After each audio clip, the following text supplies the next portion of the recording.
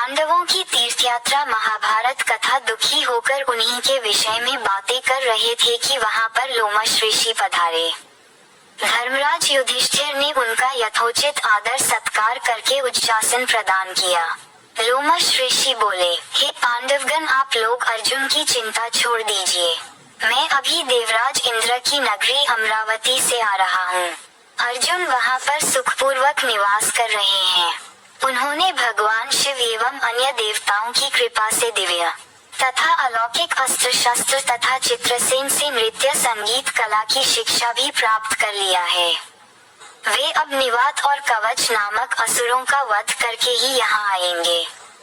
देवराज इंद्र ने आपके लिए ये संदेश भेजा है कि आप पांडवगण अब तीर्थ यात्रा करके अपने आत्मबल में वृद्धि करें। देवराज इंद्र के दिए गए संदेश के अनुसार युधिष्ठिर अपने भाइयों पुरोहित धौम्य, लोमश ऋषि आदि को साथ लेकर तीर्थ यात्रा के लिए चल पड़े। वे लोग नैमिषारण्य, कन्या तीर्थ, अश्वत्थ तीर्थ, गौ तीर्थ आदि में दर्शन स्नानादि करते हुए अगस्त्य ऋषि के आश्रम आ पहुँचे। लोमश ऋषि ने उस आश्रम की प्रशंसा करते हुए बताया, हे धर्मराज, यह अगस्त्य मुनि एवं उनकी धर्मात्मा पत्नी लोपामुद्रा की पवित्र तपस्थली है। एक बार अगस्त्य मुनि यहाँ घूमते हुए पहुँचे तो उन्होंने एक गड्ढे में अपने पूर्वजों को उल्टे लटकते देखा। अगस्त्य मुनि के द्वारा उनके इस प्रकार से लटकने का कारण पूछने पर पूर्वजों ने बताया कि हे पुत्र, तुम्हारे निसंतान होने के कारण हमें यह नरक कुंड मिला है। इसलिए शीघ्र अपना विवाह कर पुत्र उत्पन्न करो, जिससे हमारा उद्धार हो। पितृगणों की बात से दुखी होकर अगस्त्य एक सुयोग्य पत्नी की खोज में निकले और विदर्भ देश की राजकुमारी लोपामुद्रा से विवाह कर लिया। जब अगस्त्य मुनि ने लोपामुद्रा के सौंदर्य पर मुग्ध होकर पुत्रोत्पत्ति की अभिलाषा से उसे अपने पास आने के लिए कहा तो लोपामुद्रा बोली कि हे स्वामी, मैं राजकुमारी हूँ, इसलिए आपका मेरे साथ समागम भी राजोचित ढंग से होना चाहिए। पहले आप धन की व्यवस्था करके मेरे और स्वयं के लिए सुंदर वस्त्र तथा स्वर्णाभूषण लेकर आइए। अपनी पत्नी की वाणी से प्रभावित होकर अगस्त्य मुनि धन मांगने के लिए राजा श्रुतर्वा, वृषनिष्ठ तथा इक्ष्वाकु वंशी त्रिसदृश्यु के पास गए, किंतु सभी राजाओं का कोष खाली होने के कारण उन राजाओं क्षमा प्रार्थना करते हुए ने अगस्त्य मुनि को धन देने में असमर्थता प्रकट कर दिया। निराश होकर अगस्त्य मुनि इलवल नामक दैत्य के पास पहुँचे। इलवल दैत्य ने प्रसन्नता के साथ उन्हें मुहमांगा धन प्रदान कर दिया। धन प्राप्त करके अगस्त्य मुनि ने अपनी पत्नी की इच्छा पूर्ति की और दृश्यु नामक पुत्र उत्पन्न किया। कालांतर में ये तीर्थ स्थान अगस्त्याश्रम के नाम से प्रसिद्ध हुआ। इसी तीर्थ स्थान में स्नान करके परशुराम ने अपना तेज पुनः प्राप्त किया था। इसलिए हे युधिष्ठिर, यहाँ स्नान करके आप दुर्योधन के द्वारा छीने गए अपने तेज को पुनः प्राप्त कीजिए। लोमश ऋषि के आदेशानुसार वहां स्नान पूजा आदि करके युधिष्ठिर ने लोमश ऋषि से पूछा, हे प्रभु, कृपा करके ये बताइए कि परशुराम निस्तेज कैसे हुए थे।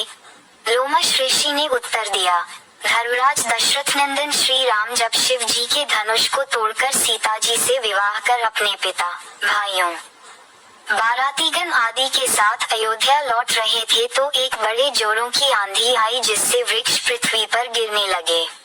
तभी राजा दशरथ की दृष्टि भृगुकुल के परशुराम पर पड़ी।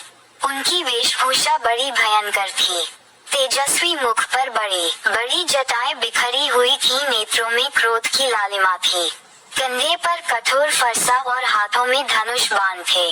ऋषियों ने आगे बढ़कर उनका स्वागत किया और इस स्वागत को स्वीकार करके वे श्री रामचंद्र से, दशरथ नंदन राम, हमें ज्ञात हुआ है कि तुम बड़े पराक्रमी हो और तुमने शिव जी के धनुष को तोड़ डाला है और उसे तोड़कर तुमने अपूर्व ख्याति प्राप्त की है।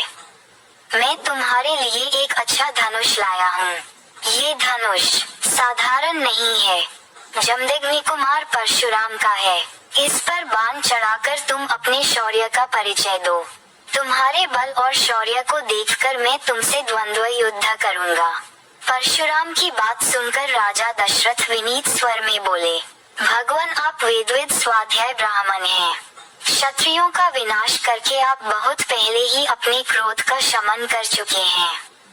इसलिए हे ऋषिराज आप इन बालकों को अभय दान दीजिए।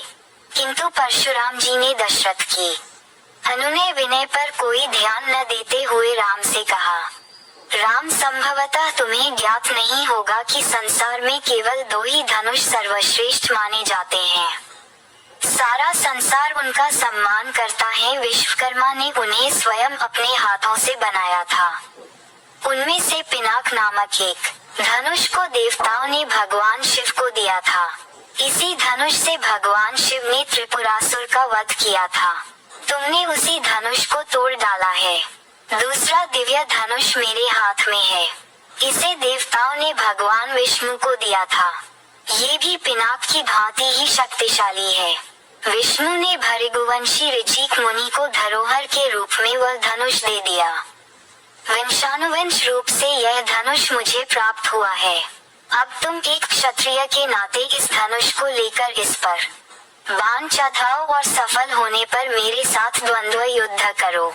परशुराम के द्वारा बार बार ललकारे जाने पर रामचंद्र बोले, हे भार्गव मैं ब्राह्मण समझकर आपके सामने विशेष बोल नहीं रहा हूँ, किंतु आप मेरी इस विनयशीलता को पराक्रमहीनता एवं कायरता समझकर मेरा तिरस्कार कर रहे हैं।